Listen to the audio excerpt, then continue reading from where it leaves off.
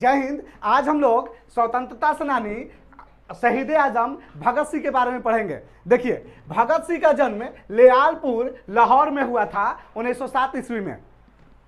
इनका माता का नाम विद्यापति कौर और पिता का नाम किशन सिंह था। भगत सिंह के माता का नाम विद्यापति कौर और पिता का नाम किशन सिंह था। भगत सिंह आर्य समाजी माहौल में पढ़े थे डीएवी पब्लिक स्कूल से। भगत सिंह आर्य समाजी माहौल में डीएवी स्कूल से पढ़े थे, जो लाहौर में ही डीएवी स्कूल था।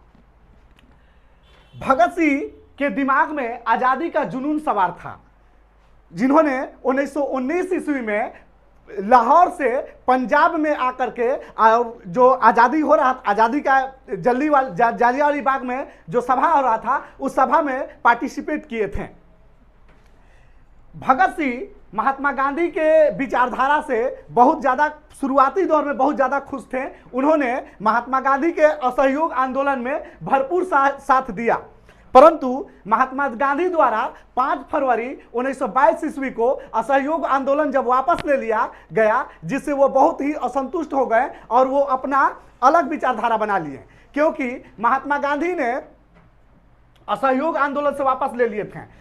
और इसका रीजन भी था, इस रीजन ये था कि यूपी के एक चौरा चौरी गांव था, यूपी के चौरा चौरी गांव था, वहां पर सिपाहियों ने आंदोलनकारियों पर पहले आसमानी फायर किया, जिससे आंदोलनकारी उग्र हो गए और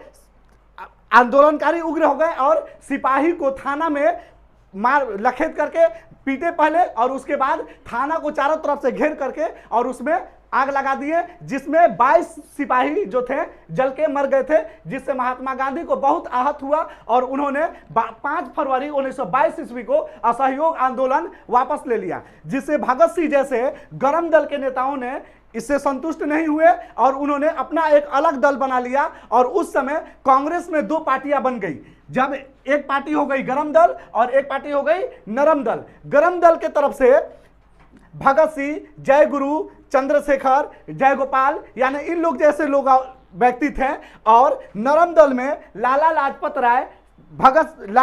राय, महात्मा गांधी जैसे लोगों ने थे।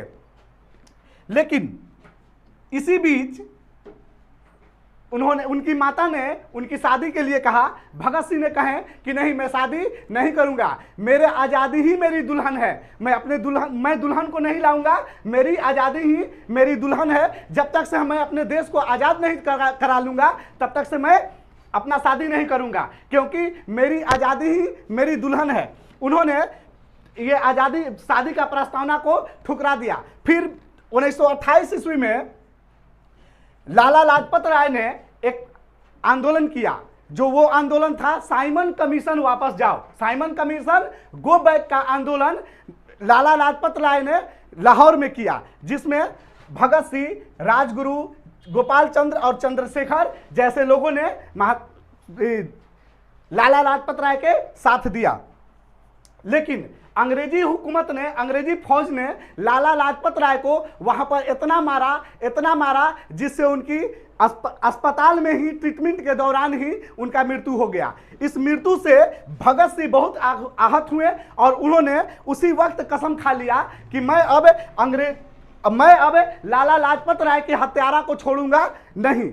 उन्होंने इसके बदला में अंग्रेजी अफसर सैंडर्स को हत्या कर दिया, अंग्रेजी अफसर सैंडर्स की हत्या कर दिया, और अंग्रेजों ने भगत सिंह पर मुकदमा चलाने लगा।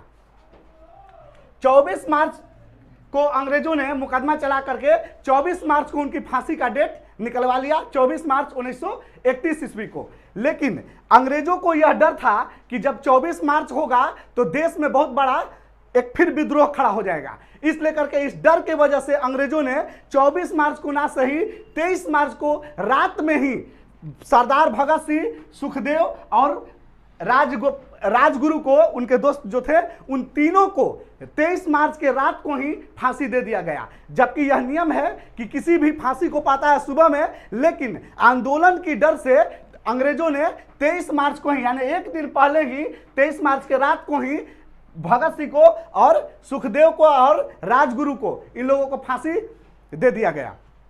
अगर मेरी वीडियो अच्छा लगा है तो लाइक कीजिए, शेयर कीजिए और मेरे चैनल को सब्सक्राइब कीजिए।